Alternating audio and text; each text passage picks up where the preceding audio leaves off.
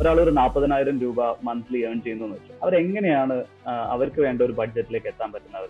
അതായത് കൃത്യമായിട്ട് monthly budget ഉണ്ടാവുക എന്നുള്ളതാണ് ഏറ്റവും വലിയൊരു കാര്യം പറയുന്നത്. ഇത് വളരെ ബേസിക് ആണ്. പണ്ട് നമ്മുടെ അമ്മൂമ്മമാരൊക്കെ പഠിപ്പിക്കുന്നില്ലേ, നമ്മുടെ വരവിന് ഒത്ത് നമ്മൾ ചെലവ് ചെയ്യണം എന്ന് പറഞ്ഞിട്ടില്ലേ, ഇത് തന്നെയാണ് ഇതിന്റെ ഫണ്ടമെന്റൽസ് പറഞ്ഞത്. അത് 5 വർഷത്തിനുള്ളിൽ വേണം എന്നുള്ളത് എന്റെ ഒരു ആവശ്യം. അപ്പൊ ഞാൻ നോക്കും എന്റെ അടുത്ത് എത്ര രൂപ കാശ് ഉണ്ട് നോക്കും. അപ്പൊ ആ കാശ് ഉള്ളത് എവിടെയാണ് ഇൻവെസ്റ്റ് ചെയ്തിരിക്കുന്നത്, ആ കാശ് എത്ര രൂപ വളരാൻ ചാൻസ് ഉണ്ട്, ബാക്കി എത്ര ഗ്യാപ്പ് ഉണ്ട്. ഒരു ഗേൾ ഫ്രണ്ടിനെ നമ്മൾ തെരഞ്ഞെടുക്കുന്ന പോലെ തന്നെ യങ്സ്റ്റേഴ്സ്, ഇപ്പോൾ നമുക്ക് ഇഷ്ടപ്പെടുന്ന ഒരു പെൺകുട്ടിയായിരിക്കില്ല മറ്റയാൾക്ക് ഇഷ്ടപ്പെടുന്നത്.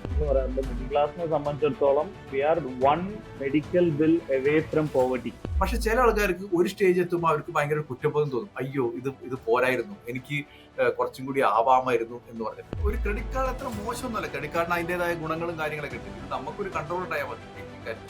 അപ്പൊ എനിക്ക് തോന്നുന്നു ഒരു കാറൊക്കെ വാങ്ങിക്കാൻ പോകുന്ന ആൾക്ക് ഇതൊരു തമ്പ് റൂളായിട്ട് കീപ്പ് ചെയ്യാറില്ല. ഇപ്പം എനിക്ക് ഏത് കാറാണ് എനിക്ക് വാങ്ങിക്കേണ്ടത്, പലപ്പോഴും നമുക്ക് എല്ലാവർക്കും ഏറ്റവും നല്ല കാറാണ് വാങ്ങിക്കാൻ താല്പര്യം.